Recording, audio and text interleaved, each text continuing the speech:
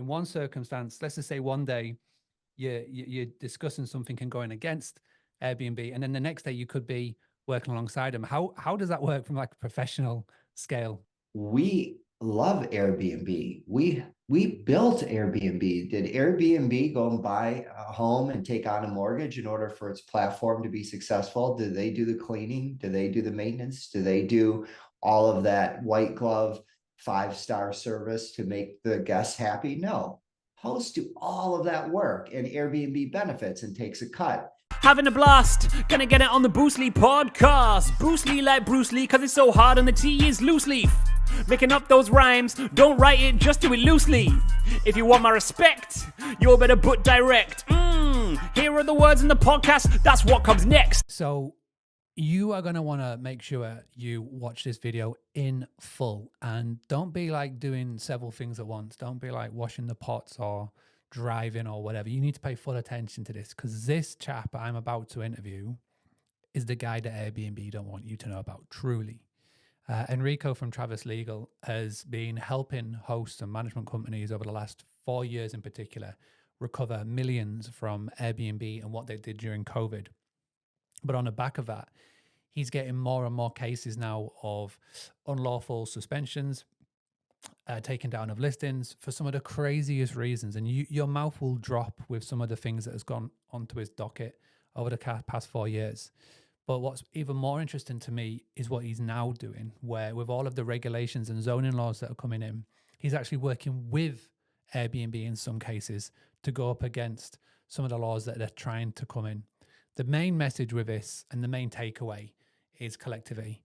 Be a collective. Start up a Facebook group, start up a WhatsApp group. And the interview, make sure you watch it throughout, by the way. But the interview really digs into it. It's about 30 to 40 minutes long.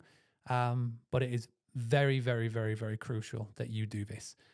Because if not, as we said at the Book Direct Virtual Summit, if we don't do this, and if we wait for somebody else, then there is no point in generating direct bookings, because there won't be anything in your business to generate bookings for.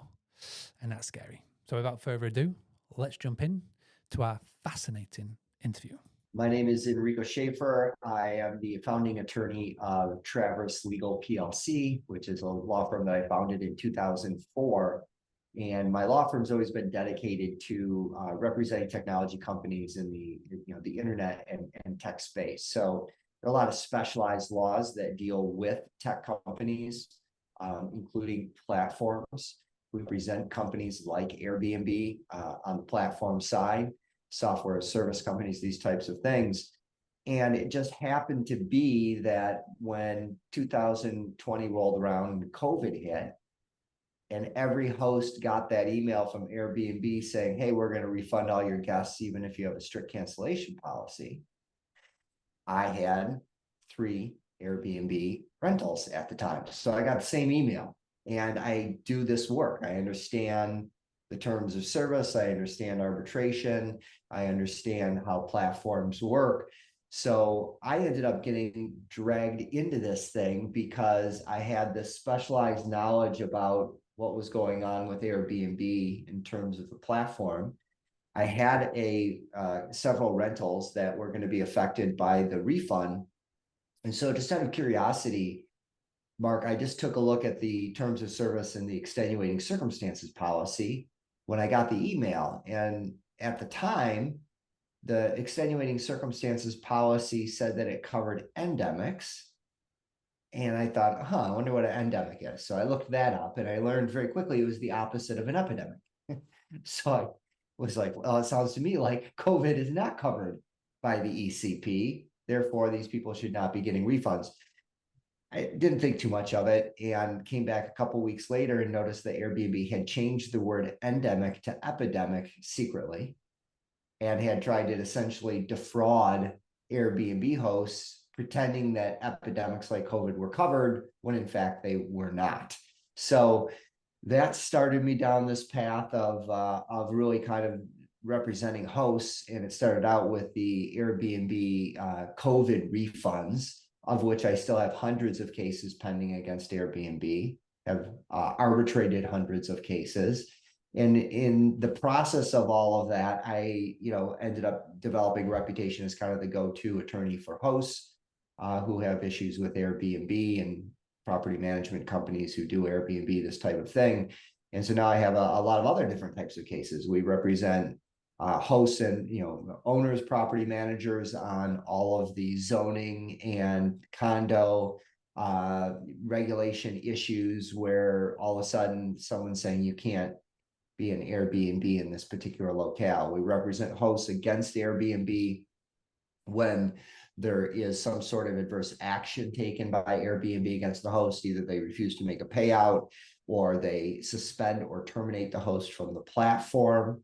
And the host is trying to get reinstated to the platform because from the host point of view, they didn't breach the terms. There was no justified reason for removing them, these types of issues. And then, of course, there's the disputes that deal with, sometimes there's a bogus rating that is provided by a guest that's doing reputational damage that the host wants removed and should have been removed under the Airbnb policies, but was not. So it's a whole variety of different, litigation, arbitration, and just general business representation of Airbnb hosts. It's still crazy to me that, 4 years later, there are still cases on your docket relating to COVID. Have we got any end in sight when it comes to those cases? Yes, because as of March 13th, about 2 weeks ago, the statute of limitations ran. And so no further claims could be brought, presumably, for COVID refunds. So the last cases have been filed and everything's going to run its way through the system. And, we started out, we were losing more cases than we were winning. And the reason is I think because everyone was still traumatized by COVID. And so didn't matter what the law was, didn't matter what the contract said. There were a lot of arbitrators who were like, but COVID, was the defense, but COVID, as we got further away from COVID, and everyone just was basically F you COVID, right? So the whole thing flipped on its head.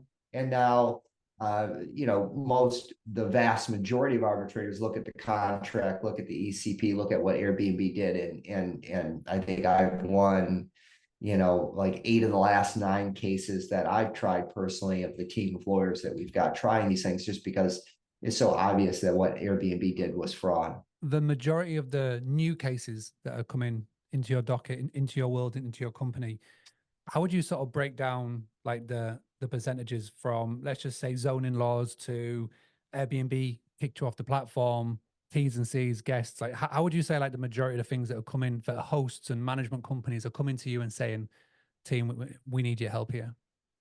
So it's a good question. I think that the biggest thing happening right now, honestly, are municipal regulations, government regulations trying to limit short-term rentals in certain areas in neighborhoods. So that is a trend that has really picked up steam in the last 18 months. And, we get a lot of folks who are like, hey, I'm either being selectively enforced because there's 200 other Airbnbs in my neighborhood and no one's coming after me. Or what will often happen is these issues will morph into, we help people get organized on a geographic basis, get the hosts all banded together, and then challenge the municipal ordinance. If it's a condo association issue, we're looking at the condo docs and trying to find where the regulation wasn't put in place properly.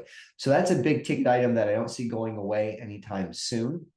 The kind of the strategy that Airbnb is using, and we're aligned with Airbnb on this particular issue, is that they're going to the states in the US and trying to get the states to legislate that municipalities cannot ban short-term rentals. So Florida is right on the cusp of passing such a statute. And so there'll be certain things that you could do, permitting and the rest, but you can't just ban short-term rentals. So we'll see how that goes. There's loads to unpack there. One thing that I found that was really interesting is that you've got with certain cases, you are working against Airbnb But then in some circumstances with the zoning laws, you're actually working kind of alongside Yeah. Airbnb.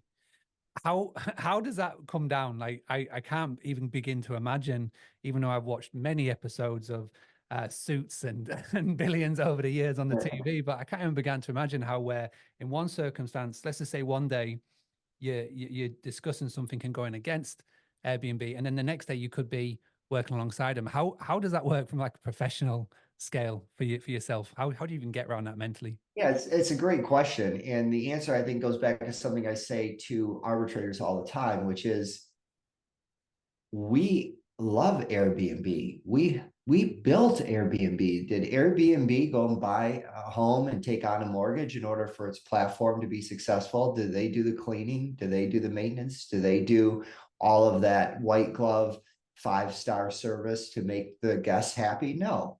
Hosts do all of that work, and Airbnb benefits and takes a cut as a result. But the partnership that Airbnb, that Brian Chesky always promised to hosts, has been an illusion. But that doesn't mean that hosts aren't still pursuing that partnership. That is to say, how much better off would Airbnb did if they treated hosts with respect, if they performed the obligations that they're contractually agreed to perform, or that they market on their homepage? Like, is it surprising to people to know that air cover is just a big consumer fraud? That air cover is, if there's any sort of significant claim, it's just fraud. They won't protect you at all. They'll do nothing for you if someone burns your house down. So, like, why? Our big question: why are we not on the same team? And so, one of the mantras that I've had since the beginning has been, individually, hosts are powerless against Airbnb. Collectively, we're bigger than Airbnb. And we're just asking for a seat at our own kitchen table. So that's my attitude, is like, where we can align, we align. Where we have to bludgeon the child into submission so that they aren't being stupid, then that's what we do, right? And so arbitration is a primary tool for people who have properties in the US or are US residents. Arbitration is the dispute resolution route. And Airbnb put that in place knowing the vast majority of hosts would never file for arbitration. Our law firm, has filed more arbitrations than all other arbitrations ever filed against Airbnb by hosts individually ever. And there's almost no one else out there doing this but us. In terms of representing hosts, but you don't need us. You can file your own arbitration. And that, to me, is the part of this equation of how we restore balance to the force, right? So the best place for people to go, you sent me 2 links. Can you just spell Traverse Legal for everybody, please? Because my it's like pronunciation. it's like traverse, right? TRAVERSE, legal, LEGAL, traverselegal.com. But you could also Google like Enrico and Traverse, or Enrico and Airbnb lawyer. And I've got, probably over 100,000 pages of content that come back on search. So I'm pretty easy to find, focused on the word Enrico. If there's anybody who in the US who is just at that point where they need help and guidance, is there any particular docket you're looking to take on at the moment? Any type of client? Or are you just saying, listen, reach out, we'll have a chat, and if you think it's worthwhile, we'll take it from there? Yeah, that's pretty much it. We've got since I know what all of the issues are, like I know what you're going to say, right? I know, as long as you tell me the general category, I'm ready to help you right now. I don't need to spend a whole lot of time, trying to figure out what's going on. So we've actually got a $550 project that a lot of hosts sign up for, which is just, I've got this question about, I've been suspended. I need someone to take a look and improve my response. I've gotten a bad review from a guest that tried to extort me. What are one of my options, right? The vacation rental company, management company, is screwing me over, right? So for $550, we'll take a look at background documents and actually represent you and actually provide you legal advice on specific issues. And we can get you a tremendous amount of value at that level. And then sometimes that spins into a bigger representation. Sometimes that's all you need to get, from here to there to understand your issue well enough to know how to navigate it yourself. So I think that's probably what I do more than anything, is have these 1-hour conversations with hosts on specific issues and then send them on their way. And hopefully that's all it takes. Amazing. We really appreciate it. You are truly the guy that Airbnb doesn't want to know about, and we thank you for your time. Having a blast, gonna get it on the Boostly podcast. Boostly like Bruce Lee, cause it's so hard and the T is loose leaf. Making up those rhymes, don't write it, just do it loosely.